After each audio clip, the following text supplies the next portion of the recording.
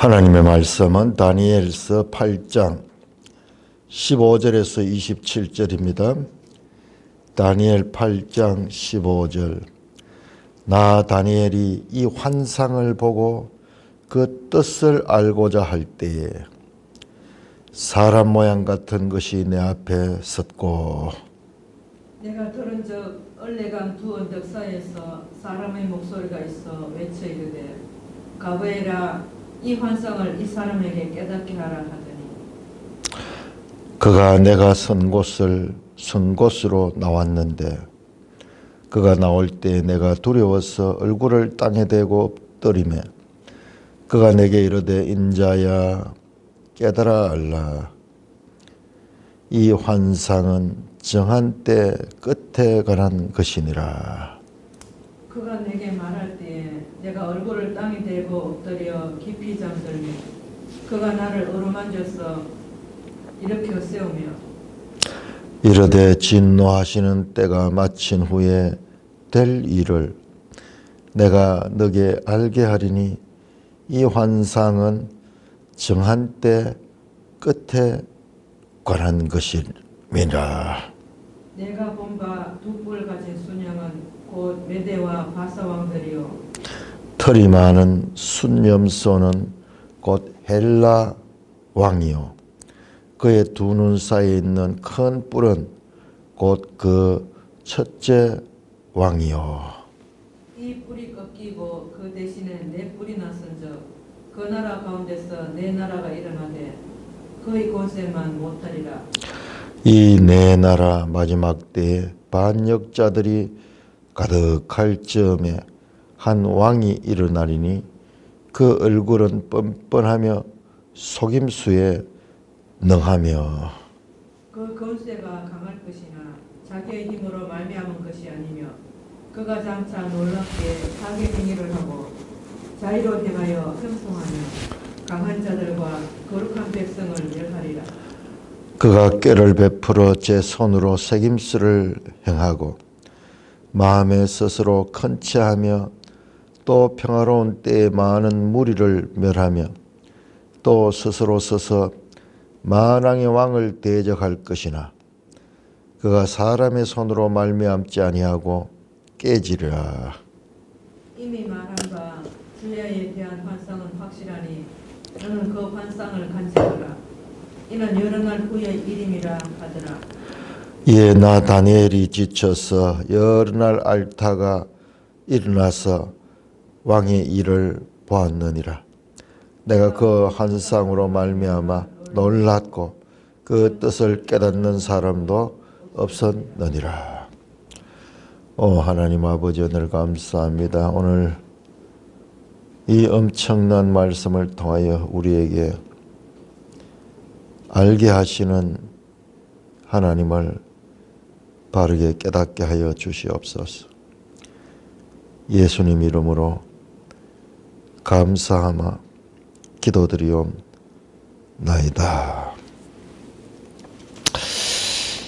자, 우리가 이제 8장 후반절 해석 부분을 보기 전에 자, 우리 앞에 나왔던 5장과 8장을 한 비교를 해보면은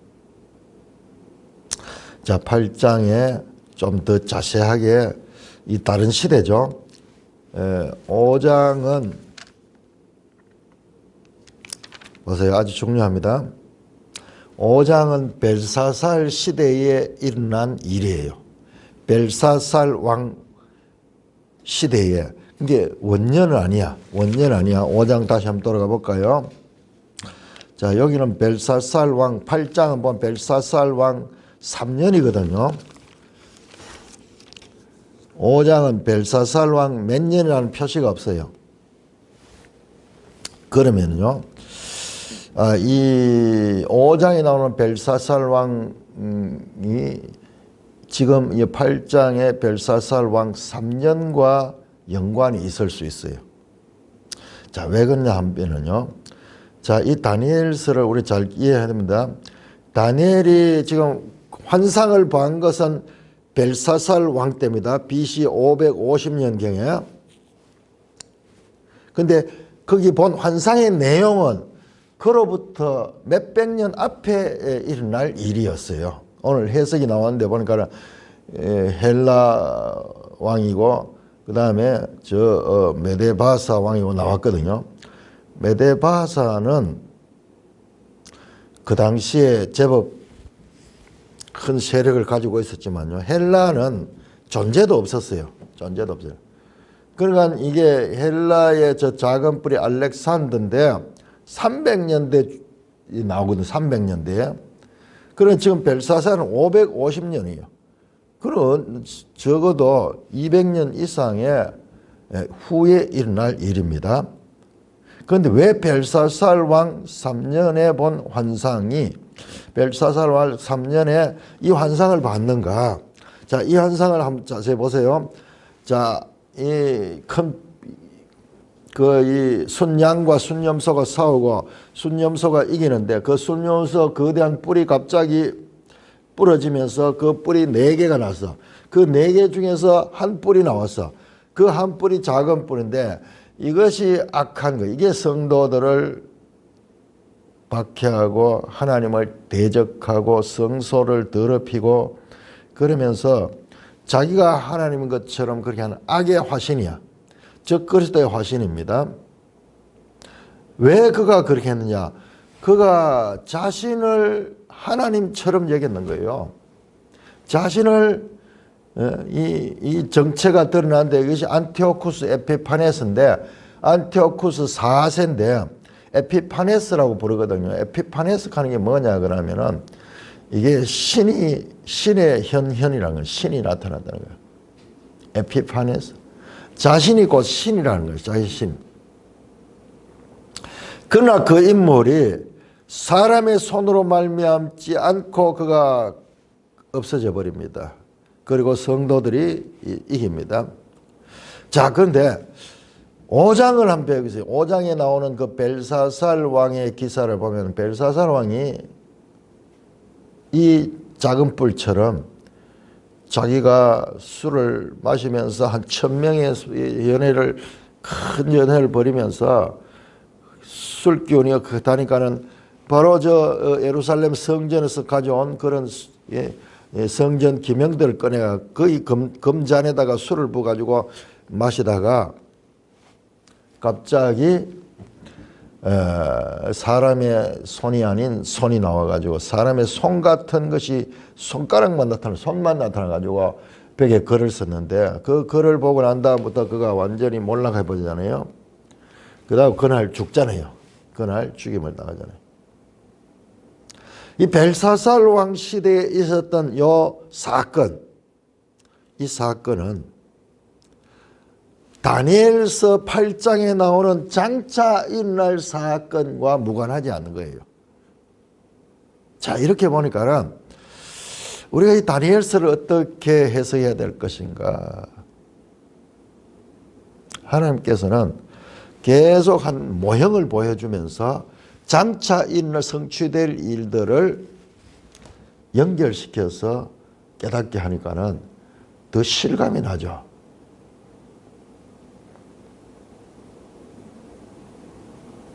자, 그래서 벨사살 왕 3년에 지금 이 환상을 봤는데 아마 그 사건도 벨사살 왕 3년일 수도 있어요. 왜 그러나 하면은 그 해가 이제 마지막인데 벨사살이 아니면은 그 이후 대해서 그 작은 연도에 대해서는 우리가 지나친 추정은 금하지만은 작은 8장과 5장은 긴밀한 연속성이 있다. 그 사건 있는 그때에 하나님께서는 다니엘을 통해 가지고 장차 일어날 최소한 200년 후에 일어나게 될 그 바벨론 이후에 일어나는 그 메데바사와 그리고 그 200년 후에 일어나게 될 그 헬라와의 싸움을 지금 그리고 있거든요. 그러니까는 그런 면에서도 우리가 이 전반부의 사건과 이 후반부의 예언들이 무관하지 않다는 것을 알 수가 있고 또 어제 시간이 없어서 조금 중요한 것을 빠뜨렸는데 다시 우리 8장 10절부터 보십시오. 자, 8장 9절까지는 아주 무난하게 해석이 되었습니다. 그 중에서 이제 뿔 하나가 나와가지고 남쪽과 동쪽 그리고 영화로운 땅을 향하여 심히 커졌다. 그 뿔이 점점 커지는 거예요. 그 뭐냐, 이 왕의 세력이 저 남쪽으로 이집트, 동쪽으로 파르티아, 그 다음에 영화로운 땅, 이 하나님의 백성 이스라엘 땅까지도 그 세력이 미치는 거예요. 그런데 10절에 갑자기 그것이 하늘 군대에 미쳤다. 그러니까는 갑자기 땅의 이야기를 하다가 하늘 군대가 나와버려. 그럼 여기에서 우리가 좀 이해하기가 어렵습니다. 그뿐만 아니라 그 군대와 별들 중에 몇을 땅에 떨어뜨렸다. 그런데 이거는 그러면 하늘에서 일어나는 일인데, 근데 그걸 또 짓밟았다. 땅에 떨어뜨리고 그것들을 짓밟고 또 스스로 높아져서 군대의 주제를 대적하며, 그러면서 이언제 나오는 거는 매일 드리는 제사를 없애버리고 그의 성소를 헐었으며, 땅의 이야기가 앞뒤로는 땅의 이야기인데 그 중간에는 하늘 이야기 같이 나왔어. 그런데 여러분들 여기서 너무나 은혜롭고 놀라운 것을, 이거는요 저 하늘의 이야기가 아니라 그 이스라엘 가운데 성도들, 앞에 나왔죠. 7장에 성도들이 나를 얻죠. 그 성도들, 근데 그 성도들이 어떤 성도들이냐 하면은 끝까지 하나님의 말씀을 지키는 성도들이에요. 이 작은 뿔은 와서 하나님의 말씀을 지키지 못하도록 하거든요. 거기 보세요. 제사도 매일 드리는 제사도 없애고 성소도 여기 헐었다 하기보다도 성소, 여기 성전이 아니에요. 성전 같으면 헐 수 있지만은 성소는 그냥 장소거든요. 플레이스거든요. 그 플레이스를 헐었다. 이 말이 안 되죠. 번역에서. 자, 이거 성소를 더럽혔어요. 왜냐 그러면요, 그 알 수 있는 것이, 보세요. 14절 보세요. 성소가 정결하게 되리라. 딱 맞아 들어가냐. 영어로 성경에는 캐스트 다운 그랬는데, 캐스트 다운이 뭐 이 내던지다 뭐 이런 뜻도 있지만은 무시하다, 더럽히다 그런 뜻이 있어. 성전이 아닙니다. 성소, 장소, 플레이스를 가리켜. 플레이스. 그걸 어떻게 헐어요? 땅을 어떻게 헐어냅니까? 더럽혔단 말이야. 그래서 그 맞는 연속이 되죠. 성소가 정결함을 얻으라. 무너졌으면은 그게 어떻게 정결하게 돼요? 그게 이제 헐었으면 어떻게 그 정결하게 돼요? 더럽혀졌어요. 이거는요 뒤에 보면은 더 확실하게 그것을 알게 됩니다. 이 아주 중요한 사건이에요. 자, 그러니까는 그러면 하늘 군대는 누구냐 그러면은 바로 하나님께서 다니엘서를 통해서 이 끝까지 하나님의 법을 지키는 당시에 그 이스라엘 유대인들이죠. 유대인들, 구약의 성도들이에요. 구약의 성도들 가운데 끝까지 믿음을 지킨 자들이 있어요. 그런 자들을 하나님의 군대라고 말해요. 하늘 군대라고 말하는 거예요. 성도를 가리켜요. 이걸 갑자기 해석을 못해요. 이게 갑자기 하늘 군대로 올라가 보니까는 여기서 막 혼란스러워지는데, 자, 제 해석을 잘 들어보세요. 이 하늘 군대는 바로 하나님의 법을 지키는 성도들이요. 그 성도들한테 이 세력이 작은 뿔이 와서 그 군대와 하늘 군대와 별들 중에 몇을 땅에 떨어뜨렸다. 그 군대에 속한 별들. 그러면 별이니까 또 하늘이니까 또 하늘과 얘기돼요. 이 별은 누구냐 그러면요. 자, 12장 우리 다시 한번 보겠습니다. 12장 3절.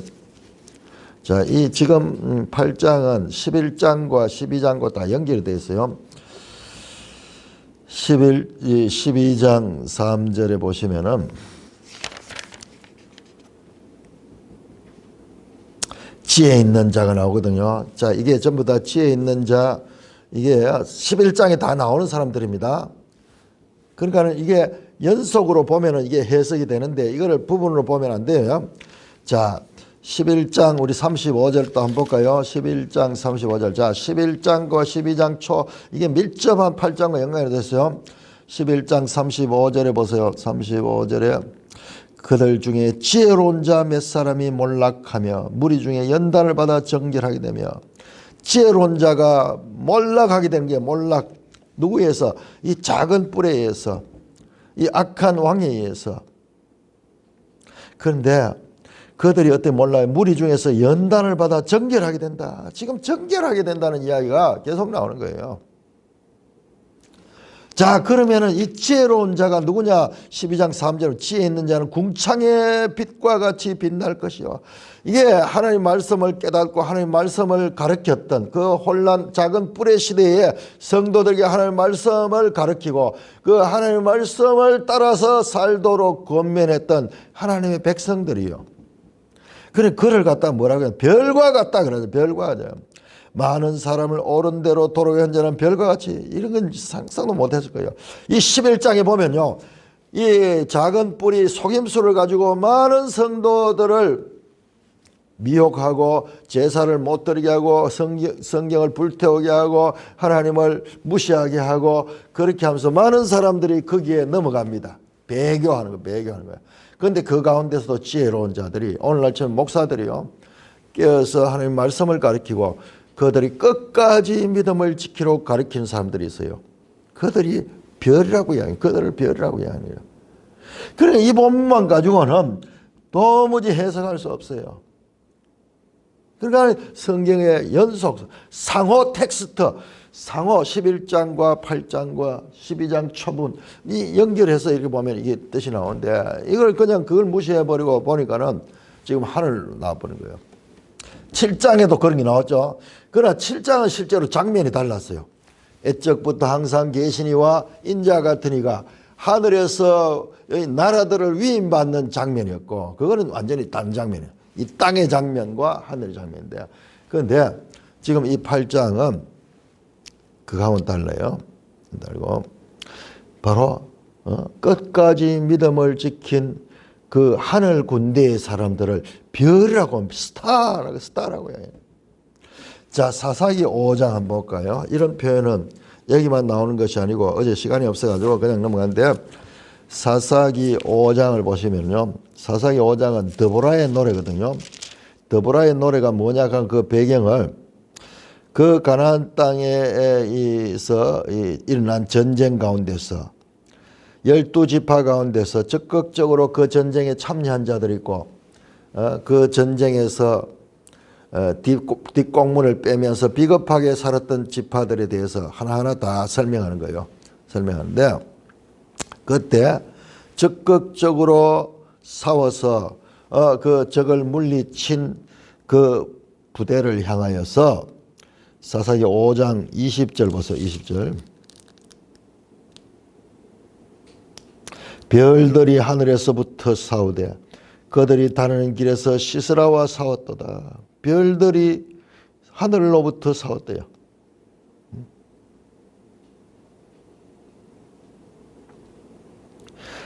시스라와 싸웠도다. 이 대적과 싸울 때 별들이 싸웠다고 얘기해요. 별들이 싸웠다. 그러니까 이 하나님의 말씀을 따라 이 싸우며 그 말씀으로 이기고자 하는 자들을 여기에서 별이라고 표시하고 하늘 군대라고 표시하는 거예요. 그런데 그 별들이 맺이 땅에 떨어져 그들에게 짓밟혀 죽임을 당해요. 많은 사람들이 순교를 당하는 것을 그냥 한 사람이 죽은 것이 아니라 별이 죽었다 그래요. 세상 나라의 저 왕들은 짐승으로 표시하는 이 다니엘서에서 별으로 표현하는 이런 하늘 군대라고 표현하는 이와 같은 놀라운 하나님의 심정을 엿볼 수 아주 중요합니다. 이 해석에서 자 이걸 붙들고 있으면 11장에 가면 이게 나와요. 이게 완전하게 해석이 돼요. 해석이.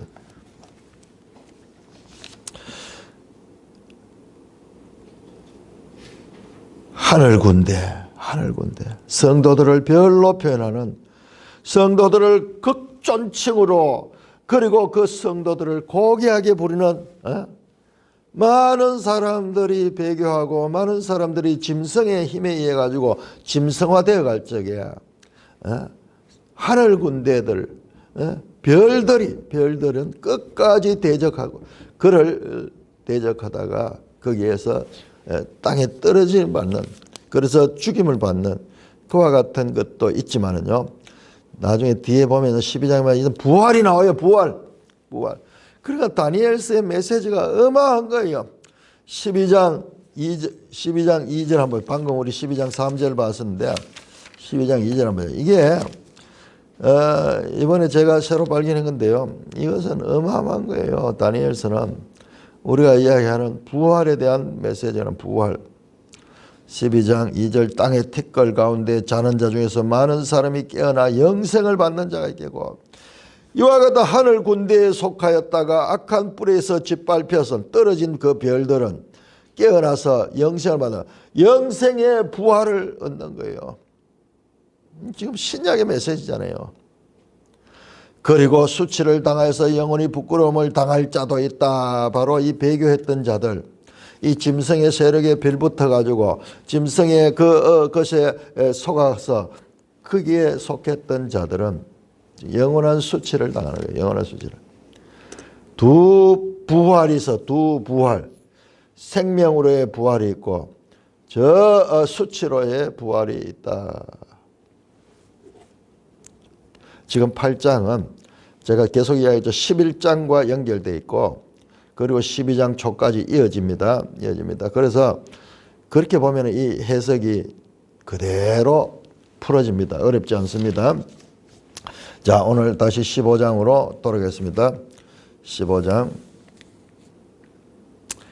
나 다니엘이 이 환상을 보고 15절, 8장 15절, 나 다니엘이 이 환상을 보고 그 뜻을 알고자 할 때, 자 보세요. 다니엘이 그 환상을 봐죠. 두 순념소와 순양이 싸우는 그 환상을 봤는데 그 다음에 그것을 알고자 했어. 이게 무슨 뜻인가 알고자 할 때 다니엘이 알고자 했습니다. 그때 알고자 하니까는 사람 모양 같은 것이 내 앞에 섰고, 사람 모양 같은 것, 사람 모양 같은 것. 이 히브리어로 케마르의 가베르, 케마르의 가베르, 남자 같은 사람. 이분이 아마 중요한 인물일 수도 있어요. 인자 같은 일 수도 있어요. 천사라고 이야기하지 않잖아요. 명령합니다. 16절에 내가 들은 즉 을레강 두 언덕 사이에서 사람의 목소리가 있어. 사람의 목소리. 이거 보세요. 같은 포로 시대의 선지자인 에스겔 한번 볼까요? 에스겔 1장.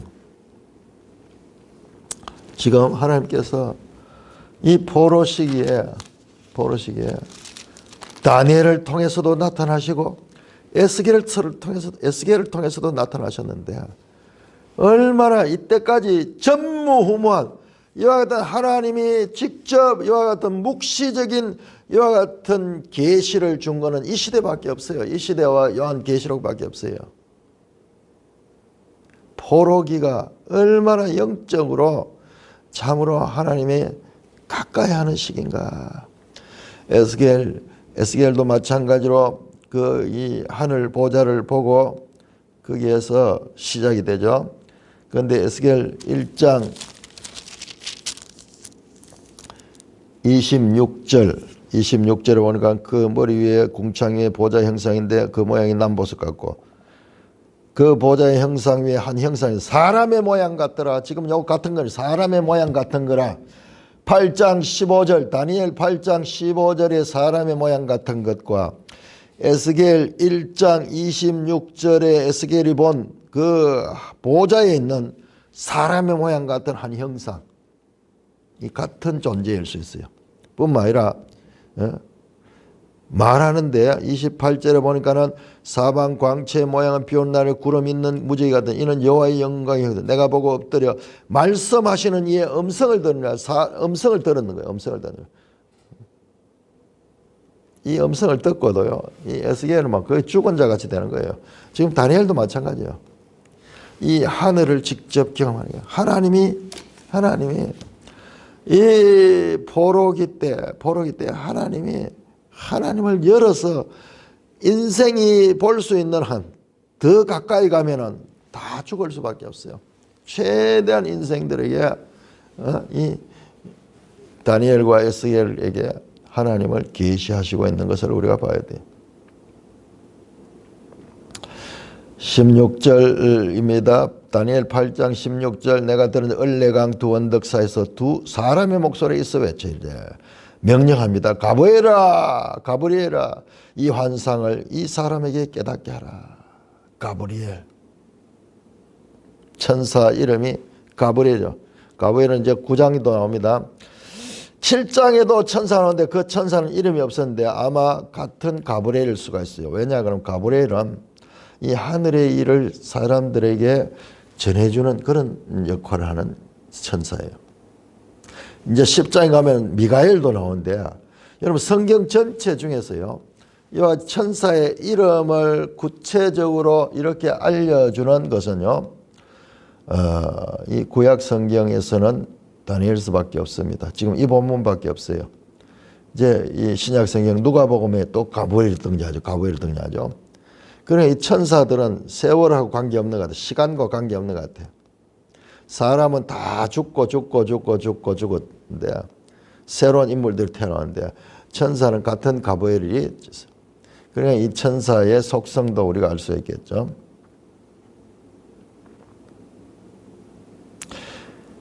가브리엘아 이 환상을 이 사람에게 깨닫게 하라 명령합니다. 사람의 목소리 같은 것이. 그러니까는 그가 내가 선 곳으로 나왔다. 가브리엘이 이 다니엘 앞에 왔는 거야. 와서 그가 나올 때 내가 두려워서 얼굴을 땅에 대고 엎드리며 내게 이르되 그가요 그 천사의 모습을 보니까 너무 두려운 거야. 너무 두려워. 이거는요 공통점이에요. 스가랴서 5장에도 보면은 이 스가랴서도 또 우리가 이 묵시 가운데서 대표적인 또 한 권의 책이죠. 다니엘, 에스겔, 스가랴. 자세히 이걸 비교해 보면은 공통점이 있어요. 공통점. 천사들이 어떤 존재인가. 천사끼리 대화하는 것도 나오고 또 그 앞에서 천사들 앞에서 이 사람이 견디지 못하고 엎드려지는 모습을 봅니다. 두려워서. 작은 존재 자체가 두려워요. 그게 왜 그럴까요? 창세기 3장에 범죄한 인간이 갑자기 그 이후로부터 하나님이 두려워. 숨어. 그 이전에는 그렇지 않았어요. 죄인들이 거룩한 일을 만나게 되니까는 스스로 두려워지는 거예요. 어둠이 빛 앞에 나가니까는 어둠이 마치 바퀴벌레가 말이죠. 빛을 비니까는 갑자기 막 도망가듯이 얼굴을 땅에 대고 엎드려 내게 이르되 인자야 깨달아 알라. 이 환상은 정한 데 끝에 가리라. 사람 모양 같은 것이 명령해서 가브리엘에게 말하니까요. 가브리엘이 해석을 하는데 이것은 네가 받는 이 환상은 정한 때 이건 꿈이 아니에요. 그냥 환상을 봐서 낮에 받는 것 같아요. 정한 때 끝에 가는 거예요. 하나님께서 다니엘에게 이 환상을 보여주시고 이것을 해석하게 하면서 온 성도들에게 온 교회에게 하나님을 계시하는 방법이에요.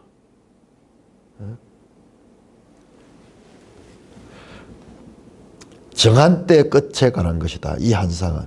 자, 정한 때 끝. 어떤 특별한 시기. 어떠한 특별한 시기의 끝에 관한 것이라.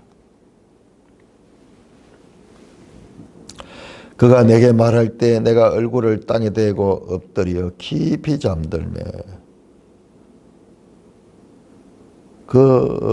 가브리엘 천사가 말하는 게는 얼굴을 거의 이 기절 상태에 들어가 버렸어. 자, 이런 장면은 여러 군데 나옵니다. 요한 계시록에서도 요한도 이 천사를 보고 이렇게 엎드립니다.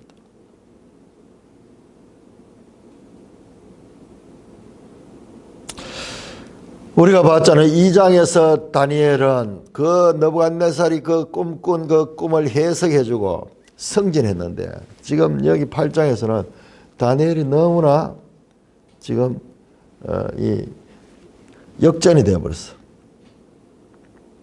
엎드려져 버렸어. 감당할 수 없어. 그냥 잠이 들어버렸어. 그런데 그 천사가 나를 어루만져 이렇게 세우며, 이 에스겔 2장에도 보면은, 에스겔 2장 2절에 보니까 그가 내게 말씀할 때 그 영이 내게 임하사 나를 일으켜 내 발로 세우시기로 내가 그 말씀하신 자의 소리를 들었다. 엎드려지는 거예요. 엎드려지는 거예요. 그 영광 앞에 엎드려져 있는데 그 천사가 세우니까는 에스겔도 일어났죠. 다니엘도 똑같아요. 그렇게 일어났습니다. 말씀합니다. 19절에 진노하시는 때가 마친 후에 될 일을 내가 네게 하리. 이 환상은 정한 때 끝에. 자, 이거 잘 해석해야 됩니다. 19절. 자, 진노하시는 때가 마친 후에 될 일. 진노하시는 때가 마친 후에 될 일이고, 이 환상은 정한 때 끝에 가는 거예요. 때가 많이 나와요. 정한 때 끝. 자, 우리 여기서 다시 한번 다니엘서는요. 다니엘서의 특징은 하나님의 절대 주권을 가리키면서도 바로 때에 가는 것, 때. 때와 시한은 하나님께 속한 것이다. 계속 때가 나왔잖아요. 7대, 느부갓네살이 7대 동안 그 짐승같이 되었죠. 그 다음에 3대 반 동안 성도들이 이 박해를 받게 되죠. 그 다음에 2300주야가 이제 나왔죠. 앞에서 2300주야 나와. 그 다음에 지금 다시 또 진노하시는 때. 이 때의 주인, 즉 시간이면 시간. 시간의 주인이신 하나님. 시간은 뒤에 가면 계속 때가 나옵니다. 때가 71회가 또 나오고, 그 다음에 또 천 몇백일 하면서 그 날짜들이 나와요. 이때 하나님은 누구신가? 이 시간이 뭐예요? 역사잖아요. 역사의 주인이시다. 자, 여기에서 잘 해서, 자, 진노하시는 때는 뭐고 정한 때는 무엇인가?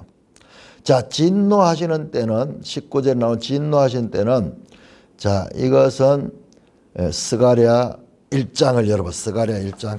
이거 보세요. 지금 성경을 제대로 보면은 성경끼리 서로 상호 텍스트가 되면서 상호 보완해 주는 것을 알 수 있어요. 스가랴 1장.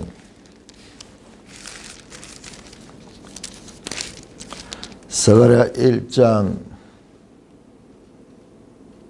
12절. 1장 12절.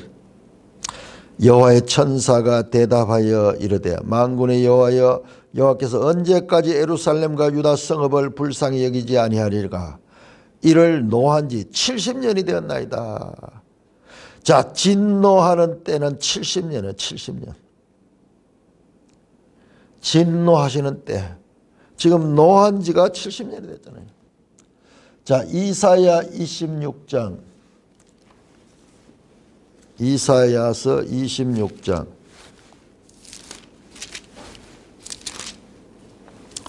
이사야 26장 20절입니다. 20절. 내 백성아 갈지어다 내 밀실에 들어가서 네 문을 닫고 분노가 지나기까지 잠깐 숨을지어다. 하나님의 진노가 지날 때까지. 하나님의 진노의 때는 바로 바벨론 포로 시기예요. 바벨론 포로 시기예요. 이 일은 첫째, 진노하신 때가 마친 후에 바벨론 포로기가 끝난 BC 539년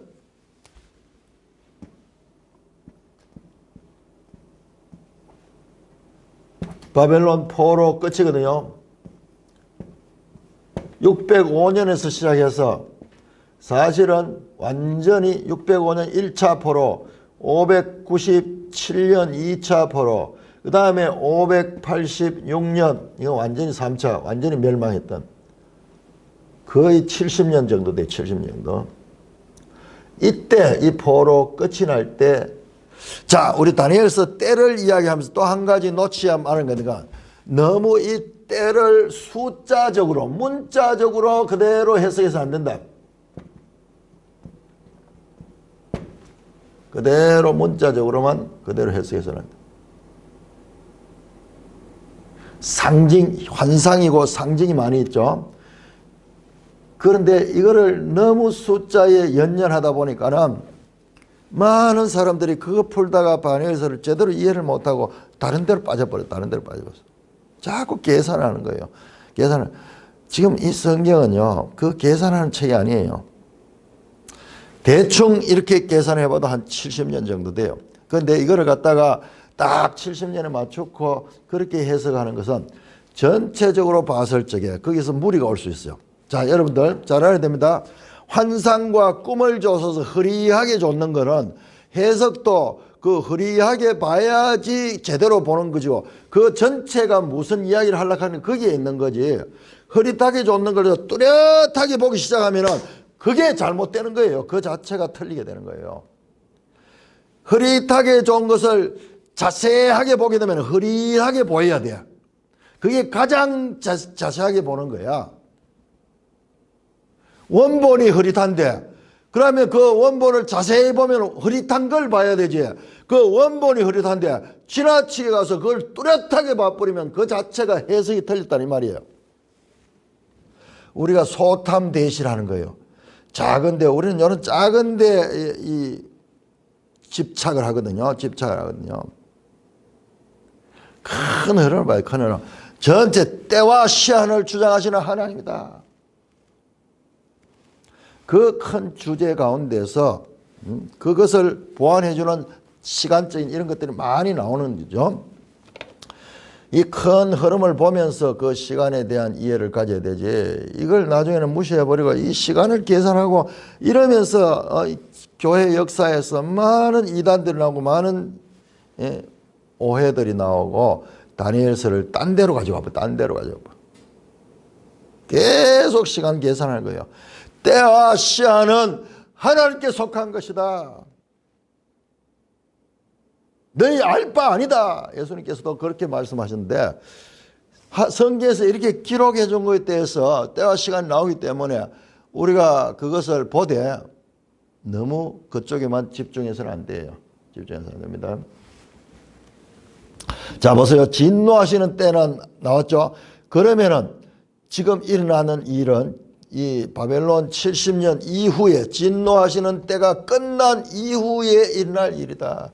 그런데 그것도 무조건 정한 때가 있는데 그때 끝에 관한 이야기다. 한 특별한 시간이 있다면 정한 때, 여기도 한 정해진 요 시간이 있어. 정한 때 끝에 가는 것이다. 그래 이걸 전부 다 어떻게 하냐면 종말에 관한 이야기로 바쁘네. 종말에 관한. 아니에요. 아직까지 예수님도 오지 않았어요. 예수님이 이 땅에 오시는 것이 예수 그리스도가 이 땅에 오시는 것이 성경의 대주제인데 아직 그게 안 나왔어요. 안 나오는데 무슨 갑자기 종말까지 나와요. 초림도 안 했는데 재림까지 다 나오는 거예요. 어떤 특정한 정한 때가 있는데 그때의 끝에 관한 이야기다. 자, 여러분 지도 한번 보겠습니다. 자, 이것은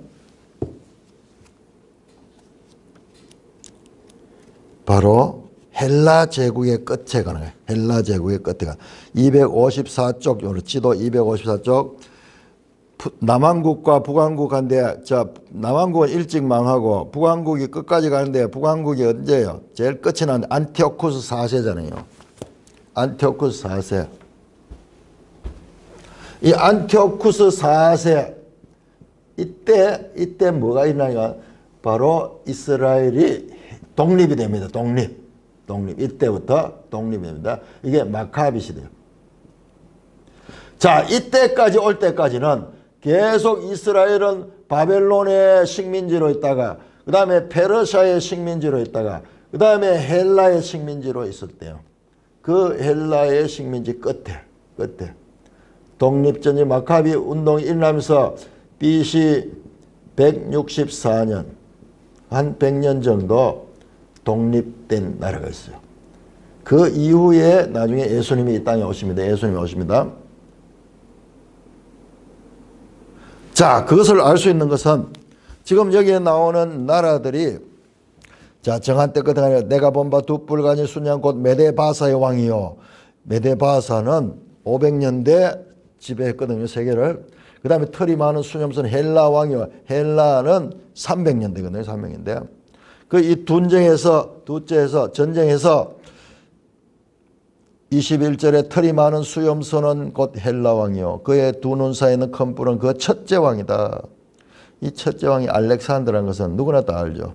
헬라 그럼 오늘날 인류 역사에서 가장 큰 왕이라 치면 알렉산더 대왕이라 하는 데는 그렇게 다들 이야기하죠. 그 알렉산더. 근데 이 뿔이 꺾이고 그 대신 뿔이 내죠. 그 나라 가운데 네 나라이다. 자, 이 뿔은 지금 나타나는 것은 알렉산더 죽은 후에 그 네 나라 가운데 하나야. 그러니까 바로 지금 이 나라예요. 이 나라. 나중에는 두 나라로 갈라지는데 바로 북한국과 남한국 셀루쿠스 왕조와 프톨레마이오스 왕조. 그것도 셀루쿠스 왕조의 마지막 왕이 바로 안티오쿠스 4세 에피파네스 작은 뿔이야. 그때에 관한 것이다 이 말이라. 그때에 관한 것이다. 그때 어떤 일이 있느냐 그러면 이때 이 구약시대 유대인들이 극심한 박해를 받았어요. 극심한 박해. 그 내용이 이제 11장에 나올 거예요. 자, 우리 매일성이 한번 보겠습니다. 매일성이 해설해서 그 부분을 잘 해석해 놨습니다. 19에서 26절. 믿는 자들에게 박해가 있을 것이나 하나님을 박해하는 자를 심판하실 것입니다. 가브리엘의 해석대로 안티오쿠스 4세 에피파네스는 예루살렘의 수많은 사람을 학살해서 뿐만 아니라 성전 제사를 중단시키고 안식일을 지키지 못하게 하고 번제단 위에서 대지의 희생 제물을 바치고 성전에 제우스 신상을 놓는 등 하나님을 섬기지 못하게 할 뿐 아니라 하나님을 모욕했습니다.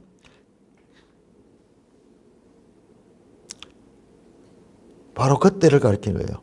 그런데 보세요. 자, 이와 같은 이 정한 때 마지막에는 이 사건을 왜 그러면 여기에 집중하는가? 여기에 집중하는가? 이게 하나의 전형이라는 거예요. 전형. 이런 박해는 교회 역사 동안 계속 반복됩니다. 사도들의 시대에도 있었고 사도행전을 보면 그 박해가 많이 있는 것이 나오죠.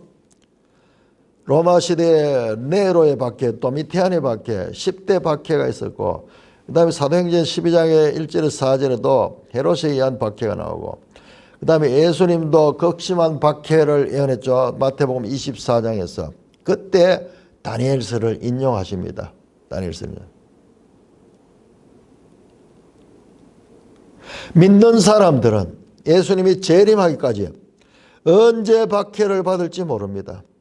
그러나 하나님이 그 박해의 기간을 정해놨다. 정한 때야. 그 기간이 끝나면 박해자들을 멸할 것이니 믿음을 굽히지 마시다. 안티오쿠스 4세의 죽음에 관해 여러 견해가 있지만 그 모든 견해 그가 자연사하지 않고 천벌을 받아 죽었다는 데 일치합니다. 사도행전 12장 23절에 야고보를 죽인 헤롯 역시 하나님의 벌을 받아 벌레에게 먹여 죽었듯이 이것이 박해자들의 최후입니다. 역사 속에서 계속 나타날 그와 같은 이 적그리스도 같은 인물들 그 전형이 지금 다니엘에게 보여주는 거예요. 자, 이번에는 그 네 나라 가운데 23절 이 네 나라 마지막 때, 이 네 나라 중에서도 마지막 때, 아까 봤죠? 반역자들이 가득할 점에 한 왕이 일어날 것이다. 패역한 자들, 하나님을 모독하고 하나님을 훼손하는, 성전을 훼손하고 하나님 직접 훼손할 수 없으니까 하나님의 전을 훼손하는 것이, 그것이 패역한 자들의 행위들이에요. 반역의 행위, 하나님을 반역하는 행위들이 가득할 그때에 한 왕이 일어나느니 그 얼굴은 뻔뻔하며 속임수에 능하며, 얼굴은요 뻔뻔스럽고 속임수에 능하다. 이게 이 원어로서 빈하다 한데 영어로 understanding dark sentence, understanding 아주 총명하다는 거예요. 그런데 dark sentence 권모술수, 어둠의 일을 도모하는데 흉계를 꾸미는데 탁월한 지혜를 가진 인간이라. 속임수에 능하며 얼굴이 뻔뻔하며 하늘 앞에 뻔뻔한 존재. 자, 23절에 나오는 이 내용들은, 23절에서 25절의 이 내용들은 여러분들이 이제 11장에 가서 보면은 거의 문장이 비슷합니다. 첫째 왕과 북방왕과 남방왕이 싸우는 이야기 나오는데 거기 나오는 내용과 아주 유사해요. 그러니까 다시 한번 말씀드리면 8장과 11장에 밀접한 연관을 가있다. 이 두 개를 같이 해석할 때 8장도 제대로 해석되고 11장도 제대로 해석이 된다. 그 권세가 강하다. 작은 뿔입니다. 자기 힘으로 말미암은 것이 아니다. 그런데 그 힘은 자기 힘으로 말미암은 게 아니에요. 하나님의 도구로 사용되는 것입니다. 그가 장차 놀랍게 파괴 행위를 행하고 자의로 행하며, 7장에 나오는 작은 뿔과 똑같죠. 형통하며 강한 자들과 거룩한 백성을 멸하리라. 그 악한 자가요, 강한 자들과 거룩한 백성, 갑자기 강한 자들이 나오니까는 여기에도 우리가 조금 오해할 수 있는데요. 이 강한 자들은 유대인 가운데 믿음을 지키는 자들이에요. 앞에 나왔던 별들이요, 별들. 하늘 군대에 속한 자들이요. 똑같잖아요. 하늘 군대를 떨어뜨리잖아요. 여기도 마찬가지로 거룩한 백성과 강한 자들을 멸하잖아요. 지금 그 장면을, 앞에 나왔던 그 장면을 더 자세하게 설명하는 거예요.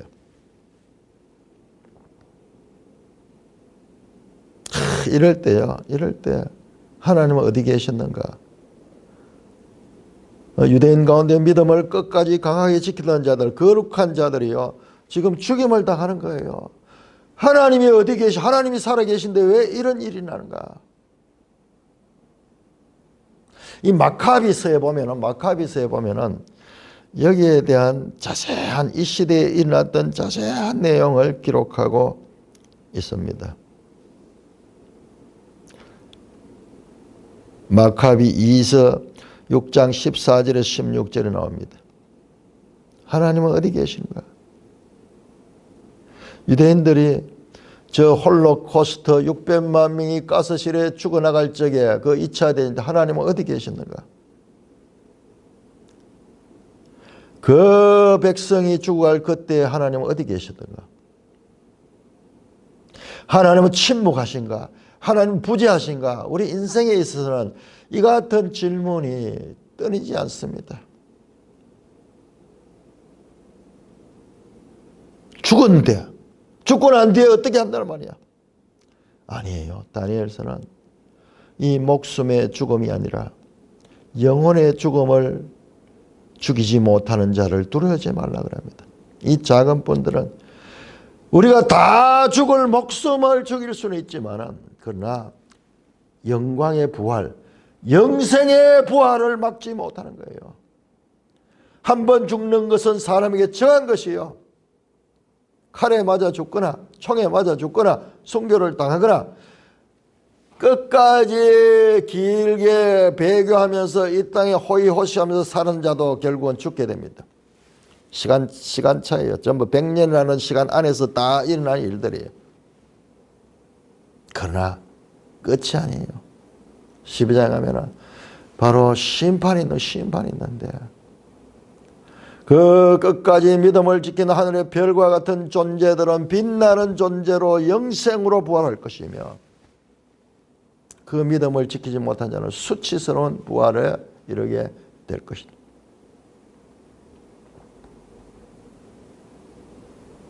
지옥에서의 부활을 경험하게 됩니다.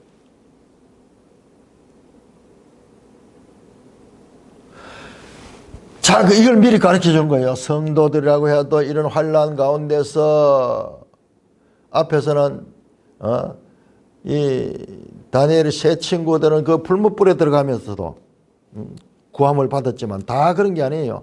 그 풀무불에서 타 죽는 사람들도 역사 속에서 많이 있는 거예요. 오히려 그 사람들이 더 많은 거예요. 그리 아니하실지라도 이게 더 큰 믿음이에요. 구해줄 줄 알고 들어가는 믿음보다는 구하지 아니할지라도 들어가는 믿음이 더 큰 믿음이다 말씀입니다. 절대 하나님에 대한 믿음. 하나님은 역사의 주권자시고 시간의 통치자시다. 이 모든 것들은 한시적이다. 이때는 반드시 지날 것이다. 끝까지 믿음을 지키는 자. 그들을 강한 자들과 거룩한 백성으로 말하는데, 자, 이 부분도 11장에 더 자세히 나옵니다. 그가 꾀를 베풀어 제 손으로 속임수를 행하며, 이 작은 뿔 세력입니다. 이 적그리스도 같은 작은 뿔이 꾀를 베풀어. 이 꾀라는 것은요, 자기 나름대로 아주 이 총명한 거예요. 지 손으로 속임수를 행하고, 앞에 나왔죠. 속임수, 권모술수, 흉계. 그래서요, 어떻게 하냐. 사람들을 미혹해내는 거예요. 많은 사람들이 배교하도록 하는 거예요. 자기를 신처럼 섬기게 하는 거예요. 마음에 스스로 컨치하며 자기가 하나님 되잖아요. 또 평화로운 때 많은 무리를 멸하며. 마카비서 보면 이 부분이 잘 나옵니다. 평화 협정을 맺어놓고 이제 그러나놓고는 갑자기 사람들을 죽이는 그런 일들을 마카비 8장, 마카비상 1장 29절 30절. 거짓 평화 선전을 하여 사람들을 안심시킨 후에 베란간 예루살렘을 습격해버립니다. 많은 무리를 멸한다. 또 서서 만왕의 왕을 대적할 것이니, 뿐만 아니라요, 스스로 컨치하고 스스로 써가지고 하나님을 대적하는 거예요. 이와 같은 악의 극치, 이때 그가 사람의 손으로 말미암지 않고 깨지리라. 그가 전성기로 이렇게 교만의 극치를 다닐 때 마치 벨사살이 순식간에 죽임을 당한 것처럼 그도 급사하게 될 것이다. 사람의 손으로 말미암지 않고, 저 2장에 나왔던 손으로 말미암지 않던 뜨인 돌에 의해서 깨질 것이다. 끝이 날 것이다. 26절, 이미 말한 바 주에 대한 환상이 확실하다. 자, 이미 말한 주에 대한 환상이 뭐예요? 바로 14절에 말했던 2300주야. 2300주가 뭐야? 짓밟힐 이 악한 세력에 의해서 환난을 받고 고난을 당할 그 짓밟힐 때가 언제까지 됩니까? 이게 관심이잖아요. 네. 그 주에 대한 환상은 확실하다. 그 날짜가 확실하다. 어제 2300주야 했죠? 주야 2300일이니까 나누기 하니까 1150일, 1150.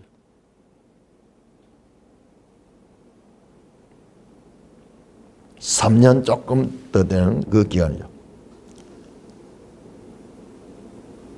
그 한시적이다. 그 확실하다. 그 기간이 확실하다. 그의 권력은 그 이상까지 못한다.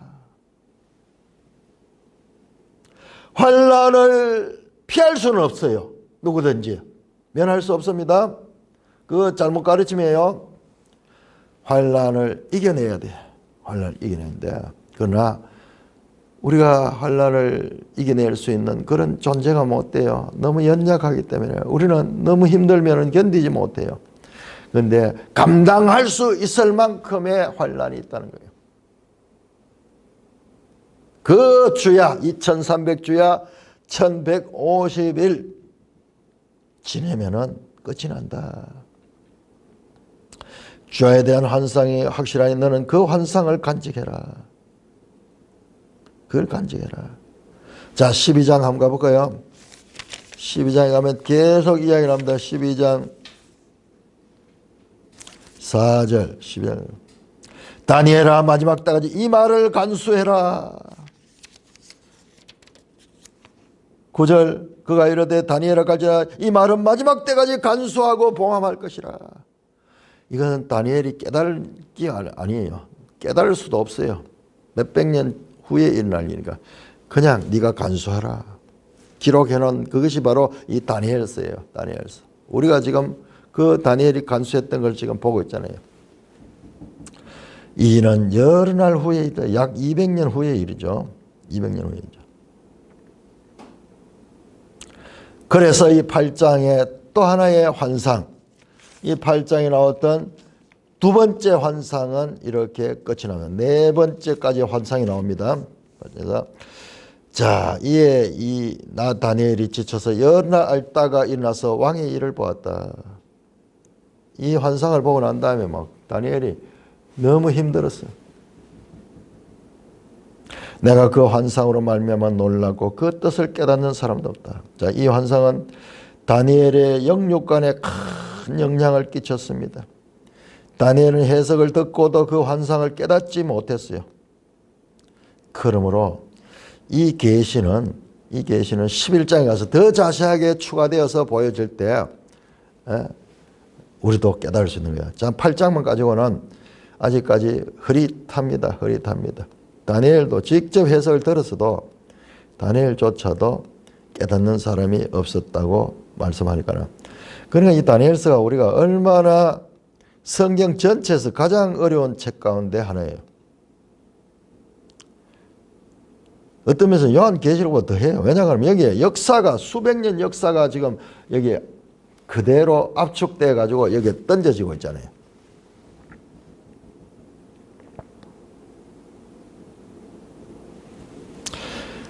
찬송가 549장입니다. 찬송가 549장.